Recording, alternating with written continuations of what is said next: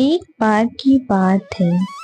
एक छोटे से गांव में एक महिला रहा करती थी जिसका नाम मीनाक्षी था। वह बहुत अच्छी इडली बनाया करती थी और उसकी इडली पूरे गांव में मशहूर थी। मीनाक्षी रोज गांव के बीचों बीच एक छोटी सी दुकान लगाया करती थी। वो सुबह सुबह ताजी ताजी इडली बनाती और उसे सुंदर से टिफिन में सजाकर गांव में बेचने चली आती।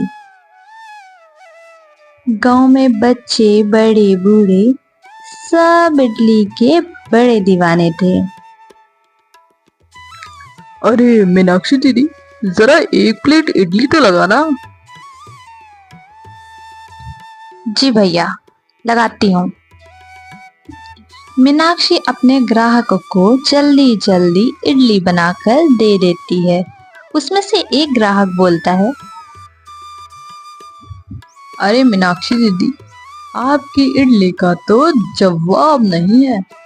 वाह, बहुत उम्दा बनाई है इडली। धन्यवाद भैया। काफी शाम हो जाती है और अंधेरा भी छा जाता है। मीनाक्षी अपनी दुकान बंद करके अपने घर वापस चली जाती है। वहीं मोहनलाल अपने घर पहुंचता है और अपनी पत्नी से इडली की बहुत तारीफ करता है।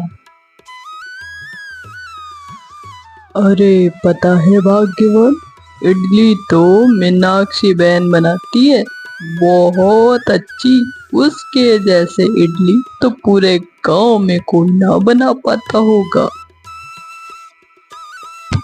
मोहनलाल की पत्नी उससे चिढ़ जाती है और उससे कहती है, अच्छा, तो अब मैं भी कल से इडली वड़ा की दुकान लगाऊंगी और देखती हूँ कौन खाने आता है इडली, उसके यहाँ कि मेरे यहाँ, देखती हूँ। सुमन अगले ही दिन गांव के बीचों बीच पहुंच जाती है जहाँ पे मीनाक्षी हमेशा दुकान लगाती है।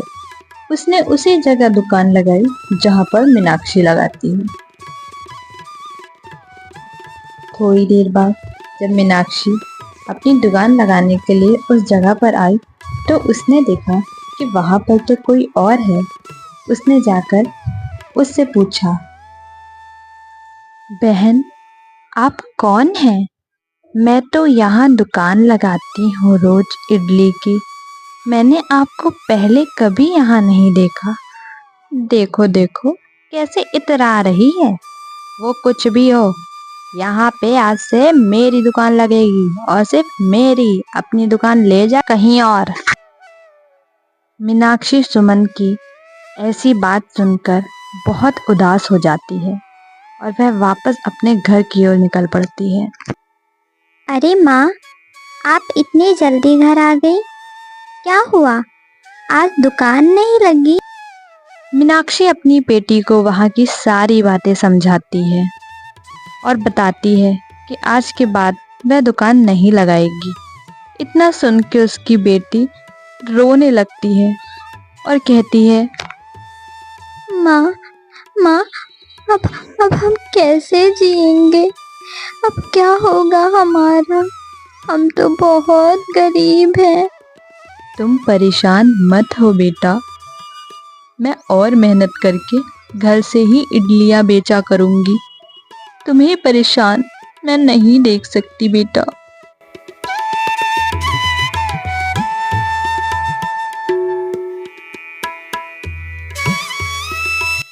मीनाक्षी ने हार नहीं मानी।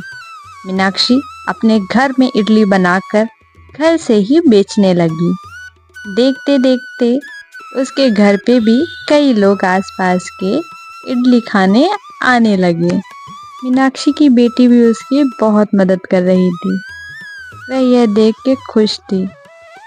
अब उसकी दुकान पर ग्राहकों की भीड़ लगी रहती।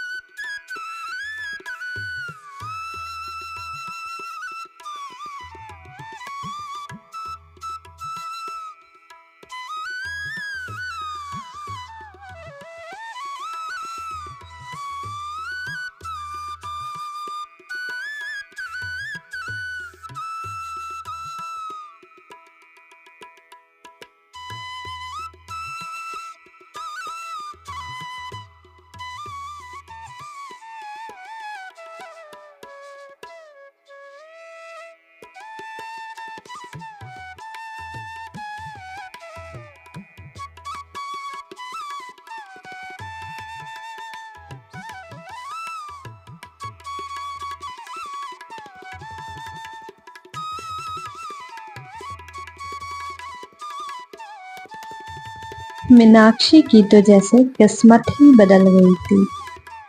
उसने एक अच्छा घर खरीदा और वह सभी गांव वालों की बहुत अच्छे से मदद करती। उसका स्वभाव बहुत अच्छा था। कुछ दिन बाद गांव में हर जगह ये बात फैल गई। अरे सुनती हो सुमन, मीनाक्षी दीदी तो बड़ी दिल वाली है।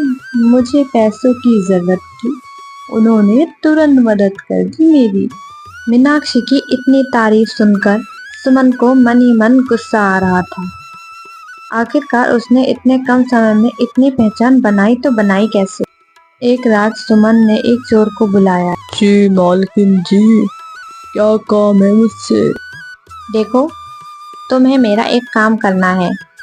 तुम्हें मीनाक्षी के घर जाकर चोरी करनी है। वहां पर जितने भी पैसे हों सारे पैसे चुरा लाना। ठीक है, मैं आपका काम कर दूंगा, मगर मुझे इस काम के बदले 50,000 रुपये चाहिए, नहीं तो मैं ये काम नहीं करूंगा। सुमन भी उसे वादा कर लेती है पैसे देने का। उसी वक्त वह चोर रात के अंधेरे में निकल पड़ता है।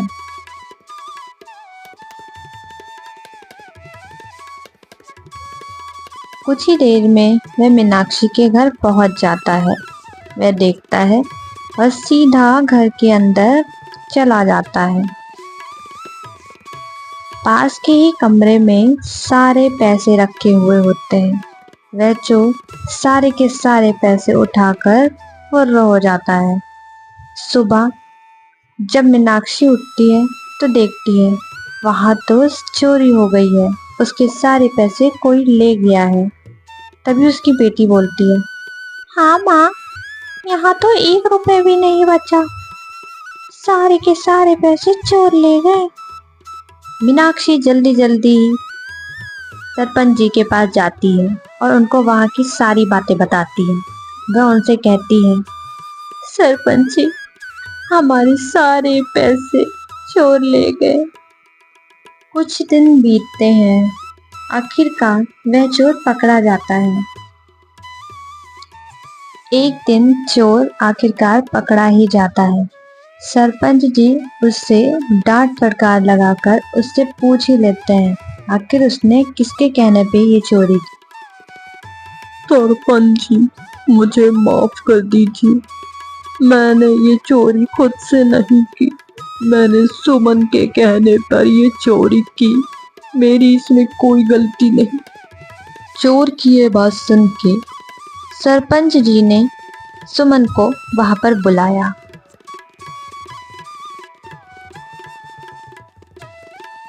तभी सुमन आती है और सरपंच जी उससे पूछते हैं, अरे सुमन, क्या तुमने मीनाक्षी के घर में चोरी करवाई है? देखो, सच सच बताना। अरे सरपंच जी, मैं भला चोरी क्यों करवाऊंगी? मेरे पास पैसों की कमी है क्या? लगता है किसी दुष्ट इंसान ने मेरा नाम लगा दिया है सरपंच जी। मैं तो ऐसे बिल्कुल भी नहीं हूँ, चाहे आप किसी से भी पूछ लें। सरपंच जी को कुछ समझ नहीं आ रहा था। आखिर वह कैसे फैसला करें और सच का पता कैसे लगाएं। थोड़ी देर बाद सुमन का पति भी वहां पर आ पहुंचा। उसने सारी सच्चाई सरपंच जी के आगे रखी। सरपंच जी, मुझे माफ करिएगा, मेरी पत्नी ही चोर है। मेरी पत्नी मीनाक्षी से जलने लगी थी। उसकी सफलता पर उसे बहुत गुस्सा आता था, इसलिए उसने ये मिलके षड्यंत्र रचा और उसके घर से चोरी करवाई ताकि वह फिर से गरीब हो जाए। सुमन बहन, हमने तो कभी सपने में नहीं सोचा था कि आप हमसे इतना जलती हैं।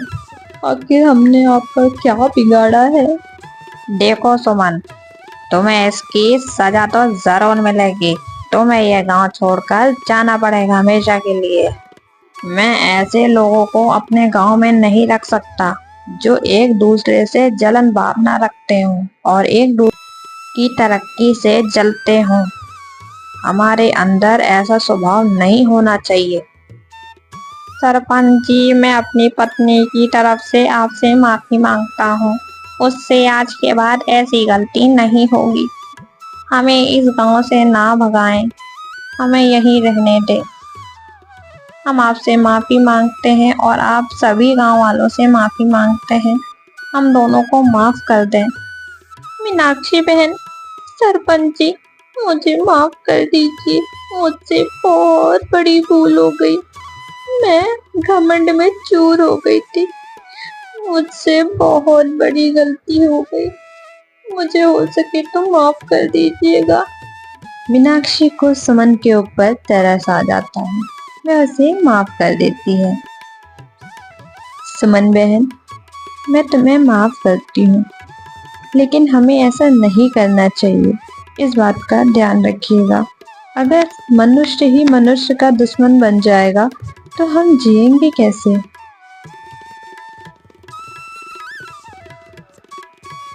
कुछ दिन बाद गांव में फिर से वही खुशहाली आ गई थी।